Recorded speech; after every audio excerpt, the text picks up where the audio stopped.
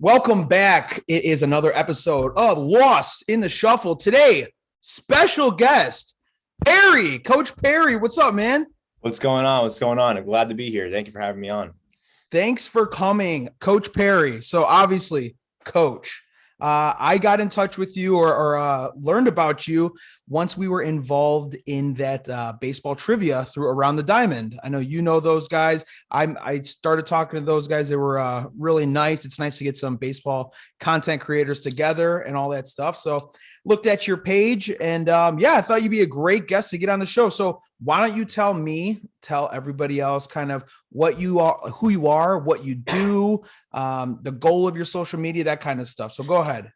Yeah. So, I'm a coach and I put that in parentheses or quotations because I'm a young coach. I'm a young baseball coach. And I use that to like in terms of social media as kind of leverage, to be honest, because I know I can connect with especially younger players in a better way or in a more efficient way than other people might be able to. So my story is kind of long. I'll try to shorten it down to as condensed as possible. But played baseball my whole life. Played competitively high school, travel ball. Got the opportunity to play in college, which I'm still in right now. The same college I was playing at. And so what happened was when I was a pitcher when I got to college, and my freshman year, my first year, it was actually my first outing where I had the worst experience of playing baseball ever. And what happened was it was a first time. It was like a fall inter squad game. We had to really prove ourselves to the coaches. After the whole team was there, and I had like 2 innings to pitch. So they're like, Perry, you got 2 innings. You got the 7th and the 8th. I was like, all right, whatever. So I'm warming up. I'm nervous. I'm shaking, and I get on the mound. And I'm gonna ask you this, dude: what is a pitcher's job? In the simplest terms. A pitcher's job? Yeah. To get batters out. Even simpler. How do you get batters throw out? the ball? Okay, yeah, a little more advanced. Throwing strikes. Throwing strikes, right? Okay, yes. I didn't throw one. I threw 16 balls in a row. It was the worst experience I've ever had in my life to date. You can argue that's almost as equally as impressive as throwing 16 consecutive strikes, right? Yeah, dude, it was brutal. And what was funny was I was missing the same exact spot. I remember I was to a righty batter. I was throwing up and in fastballs, just ball, ball, ball. And if a lefty came up, it was up and out, ball, ball, ball. And I remember after like the 8th ball, the second guy walked, I was just like, I had all these negative self-defeating thoughts like, dude, how are you even in college right now? What are you doing? I diagnosed myself with the yips. Yeah. And then you can imagine I didn't get a single inning. I didn't record a single inning in my freshman year of college. And it was really hard for me, dude, because like I took pride in like the way I worked and how hard I worked. And when I didn't get the results of that, I was like, well, what the hell what's going on? Mm-hmm. So it was a tough year. I was working hard, showing the practices for 4 to 5 hours a day, going to the games, traveling with the team, but not seeing a single inning. Right. So that was brutal. Then after the year was over, things got messy with our program at our school. New coaches started coming in. Our whole staff either left or quit or got fired. Kids were transferring out. It was really messy, and I didn't know what to do. I was still like on the border of, do I even want to keep playing, especially at this program? What do I do? Ended up quitting. Made the hardest decision of my life. February 2020, I think it was. Yeah. So almost over a year. I remember like it was yesterday. I had a conversation on the phone with the new coach that we had. So I didn't have a relationship with him. So it was an easy conversation for him. But for me, it was like I was breaking up with a girlfriend 3 times in a row because it was something I worked so hard for. And I cried. It was awful. Fast forward, into that's when quarantine hit. And I want to say I gained like 20 pounds. I didn't know what the hell to do with my life anymore. I was like, what's going on? I was playing Xbox, playing, Warzone and Fortnite with my friends. We had online school. It was brutal. Right. And I had no passion. I wasn't working out, wasn't working toward anything. So I was like, what the hell do I do? Then I ended up having this passion come back of baseball and this inspiration from a professor I had the semester before to do something extraordinary with my life. And that something extraordinary was writing my book, which was the best experience and the most time I put into anything in the world. But I did it in like 4 months. So it was like it was the only thing on my mind for 4 or 5 months. And what's the title of that? Reaching Home Plate. Reaching Home Plate. Okay. And you said it took what, 4 months for you to write? Yeah. I mean, I had ideas in the past, but I didn't actually do it in fruition until I had a realization that I had no idea what to do in my life. And but it took about 4 months. Yeah. If you're going to give a summation of what the book is, what was the message that you're trying to give out? And it sounds like you're trying to speak to younger baseball players. Does that sound right? Because I saw your videos and you were signing the book, you were giving out to young kids. Sounds like you're trying to mentor them. And what kind of lessons are you trying to give them? Yeah. So the summation of the book is basically everything that I've learned up to that point about the game of baseball, and that's everything possible. So like recruiting, the mental game, which is something I'm very infatuated about, the your training, your workouts, recovery stuff, everything like you need to know about baseball performance is in there.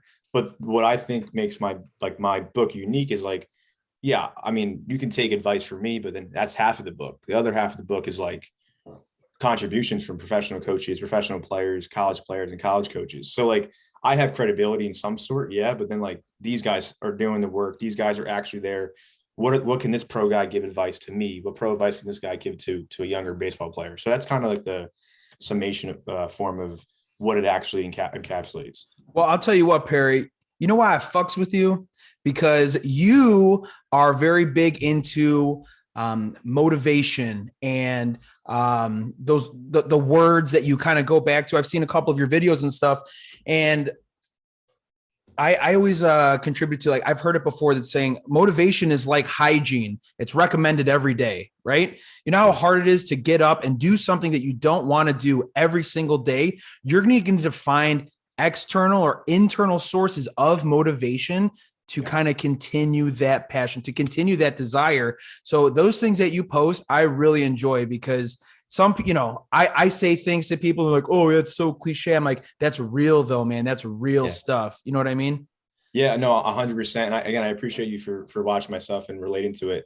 The one thing I would kind of piggyback off of is motivation, like external, internal, is super necessary, but there are going to be so many days on any journey, on any path of success with whatever realm you're trying to do, whether it's you're trying to be a professional baseball player, whether you're trying to be a CEO of a business, that like motivation will sometimes, most of the time, won't always be there. And it's like, what else can I do? What I'm trying to get at is a lot of people who want to accomplish something successful and be successful, they like to wait for motivation. They like to hope and inspire, or that they're inspired sometime soon.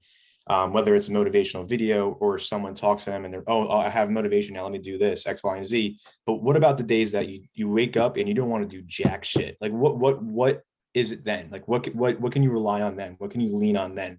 And for me, it's like it's my discipline, and it's a discipline that I've always had trying to play in college, and then that didn't work out. So why else do I have to do this? Is it because you're doing it for your family? Is there something bigger than you that you're working, like the reason why you're working for something? And motivation is great. Like it's the best. It's awesome when you have a fire lit under your ass and you're passionate about something.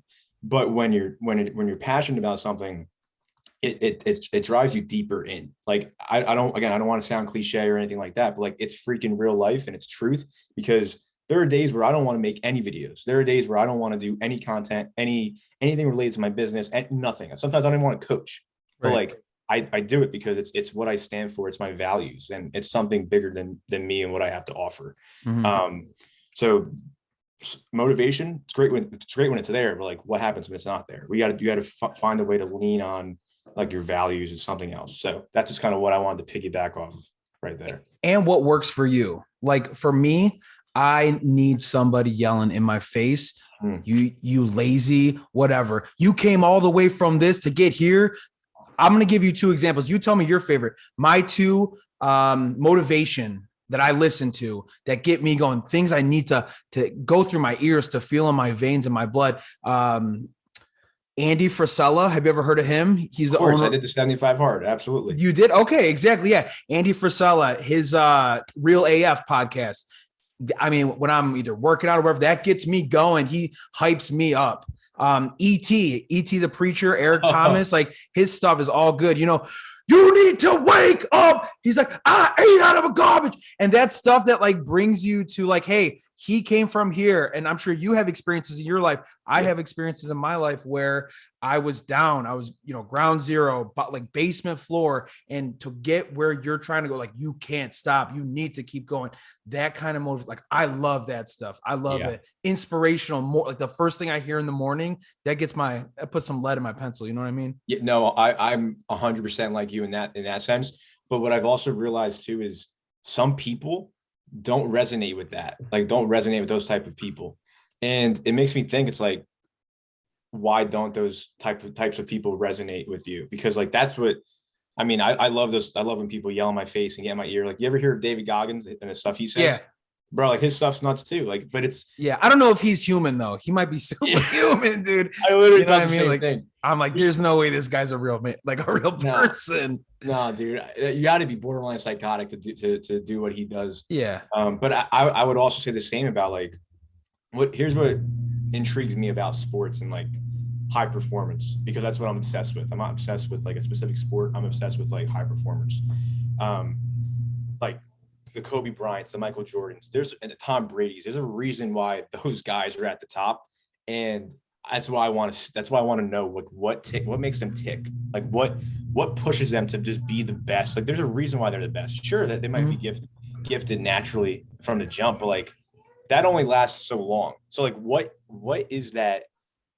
What's that point? I think it's their willingness to sacrifice that most people aren't. Yeah. It's the willingness to sacrifice your sleep, that extra 2 hours, that 4 a.m. to 6 a.m. They're willing to sacrifice that. It's that extra 2 hours after practice when you're hungry and you're tired and you don't want to say. I think it's the sacrifice from your family, from not seeing your kids. Tom Brady's won 7 Super Bowls. You think he needs to play another snap, another down? He's got that. ET says he got that dog inside him. Yeah. He got that dog.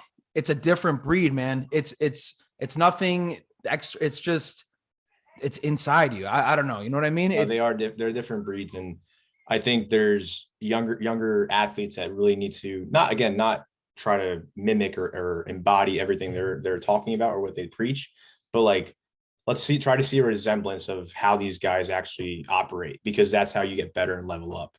So that's, I mean, Andy Frisella is great. And you said, ET's awesome. I love ET. Love their stuff. Yeah.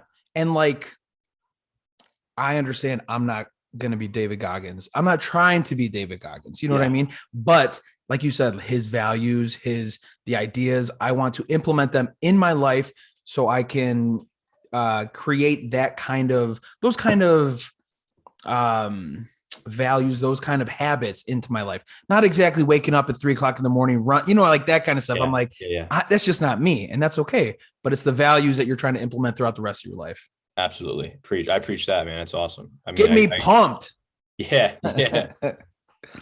All right. So that was good for motivation. You got to tell everybody a little bit of who you are. Name of your book again? Reaching Home Plate. Reaching Home Plate. Guys, check that out.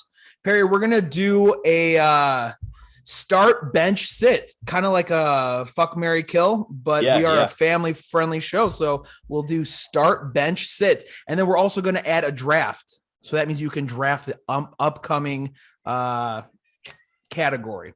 Today's category, it is December 2nd. We are going to do Christmas movies. Okay. So I got these Christmas movies. We're not doing the traditional ones. All right. We're going Bad Santa. We're going Four Christmases, Office Christmas Party, and then The Grinch with Jim Carrey. So you got those 4 movies, and you can do start, bench, or sit. So I think you got 1, 2, 3, 4, 5 movies for start, bench, sit, and then you can draft any movie off of any time. You not necessarily those. Okay.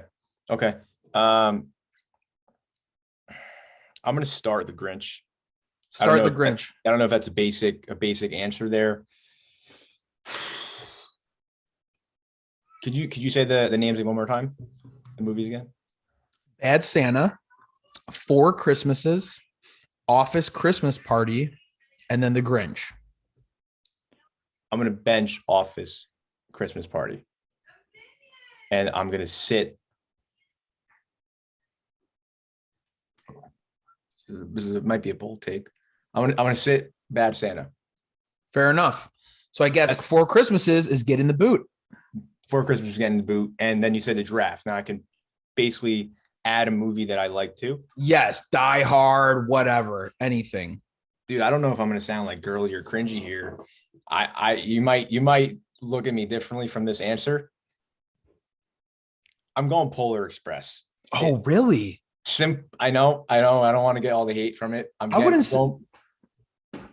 say girly. I just didn't care for it that much. And Really? I love animated movies. Yeah. From my when I was growing up, that was always like the movie to watch. That was always a movie to watch with like girls and cuddle. That was the movie, bro. Oh, Like, dang. yeah, dude, that's it. That's why I'm going Polar Express. It's got a special place in my heart. Yeah, and your pants. Yeah. Yeah, I'm going Polar. The movie itself, if I watched it again, I probably couldn't, like right now at this moment, but just some memories and everything that it encapsulates. Was associated with it. Yeah, hot chocolate. You do a little, you put the Christmas socks on, you put the Christmas PJs on, you just watch it, you flick it on. That's really it. That's why I like that movie. Nice. Okay, good. We got it. We got his start, bench, sit, and draft. So it is a hot stove in MLB. What has been your favorite player acquisition so far, or maybe the most impactful, your favorite, most impactful player acquisition? Most impactful I think it's definitely the Scherzer one. The one that I'm going to bring up that confuses me a little bit is like Javi to Detroit. Not really sure what value he's going to bring there. I know they're young and they're going to be young, but like, I'm going to be honest, I don't like Javi Baez at all. I'm not a Javi Baez fan. I have never been, even when he was in Chicago. Like, I just think, he's legit. Sure. I think he was so overrated and it's not worth anything that Detroit's given him. And I want to hear your take on Javi because I just don't like him. So anything I say is obviously be a negative connotation with his name, but I don't like how he plays the game. I know he has swag and it brings I don't know. I just don't like him as a player too. I think he's garbage. So I'm from Chicago. I lived across the street from Wrigley for many years. Okay. I love the Cubs and I love Javi Baez. So I'm on the opposite side of you. I love him because he is swaggy, because he brings that flair. And I can understand. I know he's the guy that if he's not on your team, you hate him. Just like an AJ Przinsky. Everyone on the Sox love him, but everyone in the league, like, I hate that guy. Nobody likes you, So Javi brings a lot of things that can't be quantified. The trickiness on the base paths. You see the highlights. They call him the magician, El Mago. He does crazy stuff, and he puts himself out there, and he takes a lot of risk, and there's a lot of reward in that. But he does strike out a lot, and he doesn't have a very good plate discipline over the last couple of years. I know it's improved, but I think Detroit is going to fall in love with him. I think he fits that city, that kind of bad boy, swaggy kind of feel. I just think Detroit's going to love him. Okay. I never really thought of him like that, to be honest. You kind of put a different perspective in my head, like taking the risks and stuff. Now I'm looking at him like, okay, it's not that bad, but I still don't like him. I don't like, I like swag in baseball. Don't get me wrong. But like, I just feel like the way he does it, just like the whole, you know what bothered me and pissed me off was when he did that, when he was booing the fans, like what in New York, like what's that about, dude? Like what's that? Come on, now. Right. They're paying money to watch you play and they're paying for your jersey. You're gonna boo the fans. I don't know. I didn't like that personally, but I guess I get the swag, but you're right. That would have never happened. That would have never happened in Chicago. It happened in New York because he was just there for 3 weeks, and he's just like, "What the fuck? They're already booing me." Yeah. So I think it was just kind of the situation. But yeah. I love Javi, and I wish him the best of luck. But like I said, I think Detroit's just going to fall in love with him, and he's going to be there for 6 years. So good for them. How old is he? 20. Let's see. 28. He is 29. Oh, His birthday was yesterday. He just turned 29. Look at that. Look at that. Yeah, he just turned 29. So his birthday was yesterday. And then I think the most impactful is just going to be Scherzer. Yeah. I got a funny feeling. I hate to wish bad on a player or injury on a player, but I just feel like I use the verb. The Mets are going to Met. Like the Mets are just going to Met somehow, and something's going to happen. I don't know what. I don't know when, but they're not going to have DeGrom and Scherzer for the whole season. Not something's going to happen. Right. I don't know what's going to happen, but you don't wish that to happen because that's the most disgusting baseball duo ever, the pitchers out there. But like, it's just too good to be true. I think it's also, you have the best pitcher in baseball, right? Yeah. In DeGrom. How much run support has he gotten over the last 4 or 5 years? He doesn't get it. So if you have those aces and you don't get run support, what does it matter? It doesn't matter. You need to put up runs. You got your ace on the mound, bro. Scratch across 3. Call it a day, you know? And they're bound to have a couple bad games, of course, and chalk up more L's. So it's a really tough spot because Scherzer, I didn't think Scherzer would go to New York because I always thought he wanted to retire as a Nat. That's what I heard. Okay. I thought he wanted to retire as a Nat. And I remember last deadline when he had preferences of the teams he wanted to be with and it was all on the West Coast. I was convinced he was going to sign back with LA or somewhere else, but I didn't. This Mets one blew me out of the water. I guess money talks, but also from what I've heard, he has a home in Jupiter, Florida, which is 20 minutes away from where the Mets have spring training.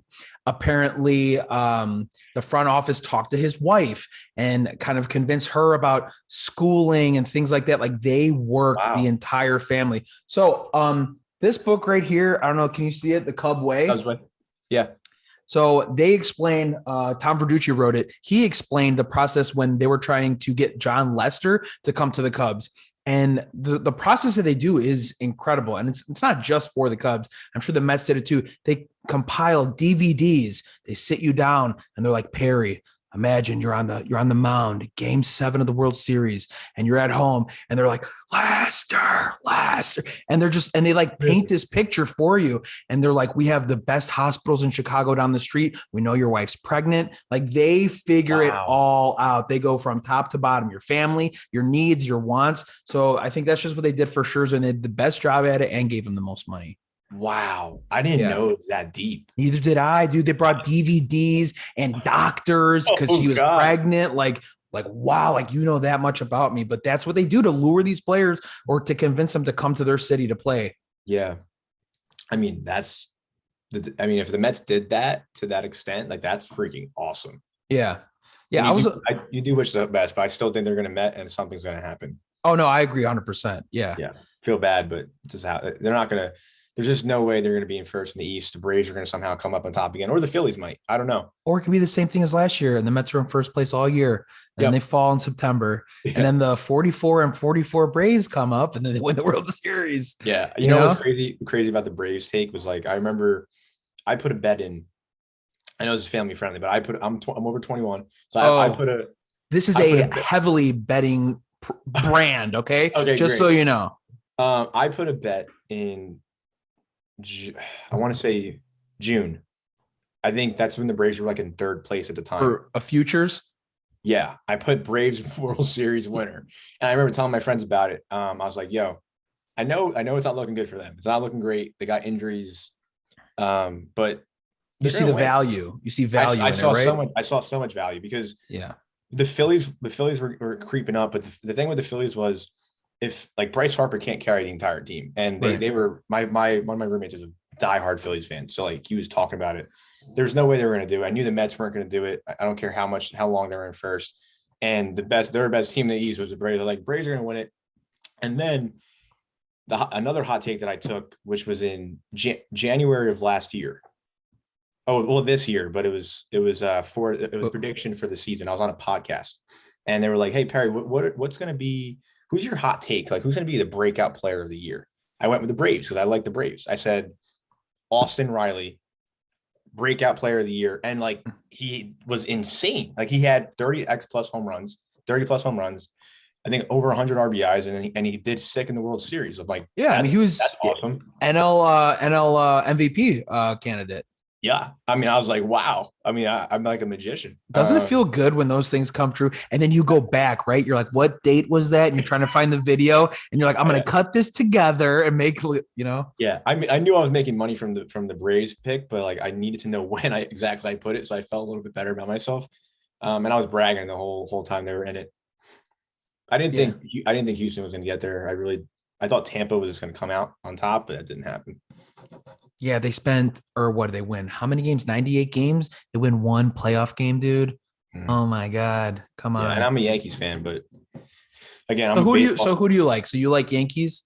Yeah, I'm a Yankees fan, but again, of late, the past couple of years, I just love I like elite athletes. So yeah, I like watching great baseball. That's just what I like now. But again, I'll go to Yankee games. I'll support the Yankees.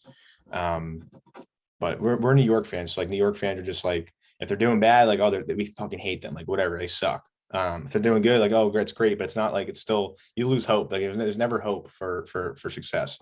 Right. For like, especially for like a Yankees fan. The Mets fans are different. They just expect failure. So it's a lot easier just to cope with it, right? Yeah. When you don't get your hopes up, they never come crashing down, That's true. Yeah. That's true. I'll preach that one. I'm from Chicago, so I'm a big Cubs fan, but I just moved to New Jersey in July. So that's why I got this Phillies hat on. So I'm assimilating to the culture. So Where I'm like in Jersey? South Jersey. Like I'm 12 miles away from Philly. Okay. Yeah, so like right in South Jersey. So I adopted it as my secondary team now. I'll be we got NL MVP down the street. So yeah, whatever. So listen, here's a name I'm going to drop on the podcast. He's like not a close friend. He's a friend of mine. He's in the Phillies organization. He will be. Okay, I'm trying to make this a clip because it's gonna be funny. It's not funny, but it's gonna be like a nice prediction. Future catcher for the Philadelphia Phillies within 2 years. I think it's gonna happen next year. He might be called up next year. Logan O'Hoppe. Logan O'Hoppe. O'Hoppe. Yeah. Expect that name to be called up sometime next year. Because I think JT's on his way out, right? Or he's I don't know. But Logan O'Hoppe is going to be in the mix. Another name to drop out for the Phillies because I love predictions. Ranger Suarez. Yes. Elite. He's going to be elite. He's going to be like the number one pitcher. Like not Wheeler. Ranger Suarez will be. That's what I'm saying. He's going to be elite. Yeah, Ranger Suarez is going to be a number one starter for the Phillies. Okay, well, that's what I was going to cover. I was going to cover next. The next. Sorry. No. Well, that was going to be the last thing. Hot takes for 2022. So we got hot takes. We got catchers coming up in the Phillies organization. O'Hoppe, and then we have elite pitchers. Who did you take? Ranger Suarez. Over 10 wins for the Phillies. Over 10 wins. Yeah. Yep. We will revisit this in July. And see where he's at that time. And then the Mets one is just going to be under 500. Mets under 500. Mets under 500 for the season. That's a bold take too, but yeah, I'm going to do it. I am going to say the Angels. The Angels are going to be in a wild card game. Wow. Well, they're going to take like half of the teams, right? I mean, they said the new playoff expansion is supposed to be what, like 15, 14 teams? Oh, wow. I didn't know that. Doesn't that make sense? Well, that's what I guess that was included in the CBA is their new playoff expansion. Did you see those rules? They said like the first teams, the first seed is going to get a bye. Then the next seed is going to be able to choose who they want to play. They gave a choice? They get a choice. Imagine getting bumped out by the team that you chose, right? That's ridiculous. Talk about bulletin board material, right? They chose us. Yeah. Wow. Okay. Angels in the. I mean, that's definitely possible then with this new CBA. Yeah. Yeah. So that was also what I was going to talk to you about. MLB Lockout and that accusation that they were using two different balls during the season. I didn't know about the accusation. I wanted to hear about that, but then just a quick little thing on the lockout.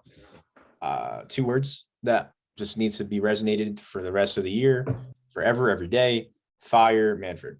Yeah, That's it. That's all I'm saying. He's literally the worst commission out there. I don't understand how he still has a job. Yeah, I don't get it. It pisses me off, dude. He is doing a horrible job with the sport of baseball. He's ruining the game, and I think he needs to get out of there. Yeah, I'm more of a baseball purist where I don't want too much to be touched with the game of baseball. Mm-hmm. I'm okay with the DH. That doesn't bother me. I don't like the pitching rule, the three pitchers, or the three batters. I don't like that they want to put a shot clock on pitcher. Like all that stuff does not sit well with me. Just the DHing I'm okay with. But yeah, a lot of the changing of the game, I'm like, bro, leave it alone. You're not going to get people who don't care about baseball to start watching baseball because it's 13 minutes less than it was last year. You know what I mean? And you're just pissing off the people who actually give a shit about baseball. Right. Exactly. They're like, oh, we need to draw in more, people to the game. Well, let's highlight and amplify, like you said, these superstar athletes. Let's highlight them and make them become household names. Most people wouldn't know Mike Trout if he walked in the room. Yeah. Like, who's that guy? He's a big dude, but that's about it. But yeah, that kind of stuff is just it's annoying. Upsetting. It's upsetting. It really is, because Mike Trout's arguably the best baseball player in the planet. And again, like you said, bro, like even when I'm coaching, some kids don't even know who he is. Yeah. Like it's how, but they know who LeBron James is. Right. Because that's all over ESPN. Right. And they do, yeah, exactly. Yeah. It's Fire Manfred. That's all. Yeah, that's really it, dude. That's really it. Who do you got on your wall up there? Oh, behind me? Yeah. Marcus Stroman. I thought that looked like him. I was going to say, because Cubbies just signed him. Yeah. I think he'll fit well there. I used to be, when I was a high school athlete. Are you shorter, Perry? Yeah. That's, you can guess why. Yeah. Okay. I'm 5'7", half Asian, half Italian, dude. I don't really got much growing. I'm 5'8" on a good day with my hair, wearing shoes. Right. So yes, I was a pitcher. Obviously looked up to Marcus Stroman because he threw hard and he the big leagues, and I also liked his message with HDMH was height doesn't measure heart. Right. So I was huge into that when I was younger. I still like him now. I didn't like that he was on the Mets because I'm a Yankees fan, but I think he's a baller. I like his work ethic. I still love him as a guy. He would always like retweet my stuff. Like when I was younger, I would always tweet out like him and Mike Stud used to put out songs together in the past couple of years, and I would always like screenshot that I'm listening to it or whatever, and like would retweet it and stuff. He's very active on social media. Yeah, a lot of some like illustrators that I've seen that I follow. I try to tag him in some stuff, but he's always retweeting or putting it to his page. He loves his dog Shug, so I drew like Shug for him and stuff. And yeah, he posts a lot of stuff. He's very active on that. Those are the kind of players that are good for like content creators like us, for us to kind of target those people because they are so active and they're willing to put other people's work out there or highlight things. Yeah, absolutely. And he is getting a little too active on the social media, because every time a controversial topic comes up, he likes to say stuff or butt his head with other people. Yeah, and I'm not him, but it's just tough. It's just tough as someone else seeing it. And I like what he's doing. Right. But then it's like, sometimes you need to chill out, dude, separate it. Right. Yeah. Keep those discussions in your home as opposed to out in front of everybody. Yeah. Yeah. Well, the other thing was, that there were two types of baseballs being used. And Rob Manfred was quoted, this guy in Business Insider, I forgot his name, but this whole article came out. And I guess during the pandemic, they didn't get enough of the balls created that they wanted to, the dead balls. Remember, they wanted to get the dead balls? Yeah. So they didn't get enough created. So they had to dip into the other balls, and they were looking for some kind of direction. So Rob Manfred was like, use the old balls for the marquee games, those Sunday night games, the Yankee Red Sox games, and the newer balls, the dead ones, send those to the Kansas City versus Detroit games. And I guess he was quoted, the guy from Business Insider has him quotes saying this stuff. So he's deciphering what balls go to what, and in the same breath, steroids and cheating are ruining the game of baseball. Bro, get out of here, man. Are you kidding me? You know what I mean? Like he's talking about cheating. Also, it's like I wish you didn't even tell me that. Yeah. I wish you didn't even tell me that. I didn't know this. I guess I'm stupid for not being aware of this, but no, that's okay. Yeah, just look up Business Insider, MLB or whatever, and read it. Yeah, it's infuriating. He's just determining where these special balls went, pretty much. He sucks, man. He is so bad. Holy, I can't. I mean, how do you get to decide that, bro? You can't decide that. Well, figure out something else. Find another way. It's just like, I don't know, man. It's like government. What are we going to do? If the ones that are in charge make the rules, who do they get checked by? They don't get checked by anybody. They just do it, right? Oh my God. Goodell, all that kind of stuff. Yeah. But it is just the way it is. I do want to wrap up here, Perry, but it is December 2nd. It is almost the end of 2021. And I want to know you're a very inspirational guy. You are very, you got a lot to accomplish. So I just want to know, what are your goals for this upcoming year? I want to know what are you planning? Tell me about like your brand too, real quick, your brand on social media, because I'm trying to build my brand here too. And I want to know what you're building your brand, and then what your goals are for your brand for Coach Perry in the next year. Yeah. My personal brand didn't really start until like last summer. Like a year after I wrote the book, I didn't really have a social media presence in terms of posting content. And on TikTok was like, I remember I posted 2 videos that like really went viral, and people like 6,000 people shared my face and me talking. And I'm like, that just happened to me yesterday and today. I saw that. I just tried to follow. That's awesome. That was so funny. 2 million people viewed it. It's the most surreal feeling in the world. TikTok, I think, is the most easiest platform for you to get that out so quickly, right? Yeah. And so you'll get the audience, but then it's like, now once you have the audience, I also realize that it's all about providing value. So I always ask myself every day, how can I provide value to young baseball players right now today? And I was always, kind of doing it in the past, but not really like talking to them, because now that I'm coaching, I have experience now for a little over a year of how to talk to players, what resonates with them, what makes them tick, what are the right things to say. And so it's easy in my videos to just flip on the camera and be passionate about it, because I just pretend I'm talking to the kids I coach. So I'm just trying to bring as much value as possible. So the whole goal now for me going forward is I have my own business in terms of talking mental game on, over Zoom. And I have that with, clientele within the organization that I'm with.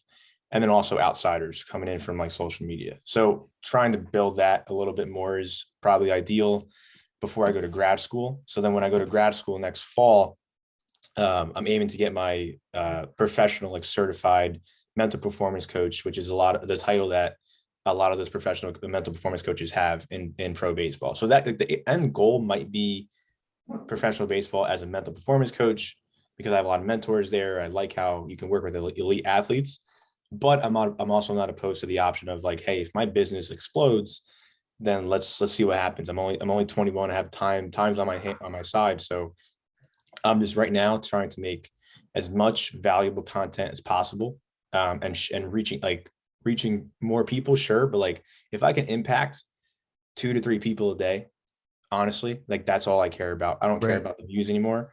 It was cool to get the one viral one, a couple viral ones to go out, but it's like, I got a comment. This is gonna get like deep, but I got a comment like 4 days ago. I made a video on prioritizing your mental health and stuff like that. And it hit a kid. A kid commented, hey, I really need this, man. Like my mom just passed away like yesterday. And I'm like, dude, like that makes me feel like I felt for the kid, but it was like, shit, like this is the type of content I need to be putting out, because that's what's resonating. And if that's going to help out a kid deal with his mom passing, like I gotta keep rocking with this, bro. Like so there's bigger things in life than just getting millions of views, this and that. Like if you can provide value to people, if you can provide for the community will serve you in the long run. So that's what I believe. And so long story short, like make as much valuable content as possible, expand the business, and then go to grad school, see what happens. That's kind of what's going on. Very cool. Yeah. Sounds you got a lot on your plate then for this upcoming year. Yeah, man. I just got out of like a heartbreak struggle thing, and I'm like just go mode right into the new year. It's perfect time. I'm just gonna go ape shit and everything I'm doing. Yeah. Well, that keeps you occupied too, right? Absolutely. If idle hands are never good. You get in trouble when you got nothing to work on. So at least you do have a passion and you can gear all that motivation and whatever you're feeling into something positive, That's it, bro. You got to turn shit into fertilizer. Damn right. Yeah. That don't quote me on that. That comes from my roommate. Okay. Yeah. We'll talk about that after the pod. Well, Perry, tell everybody where they can follow you at. Give your little plug so everybody knows where to follow you at. Yeah. Instagram, I'm at perry.quartuccio. Twitter at Perry Quartuccio, and then TikTok at _Coach Perry. And if anyone has any questions in terms of like the mental game or the mental side of baseball, literally hit me up with a DM. Like I open everything, I answer everything. So again, I appreciate you guys for listening, and thank you, Pete, for having me on, bro. I appreciate it. Yeah, no problem, Perry. Guys, thank you for tuning in to a very inspirational and fun conversation with Coach Perry. We will see you soon. Check you later. Untitled Chapter.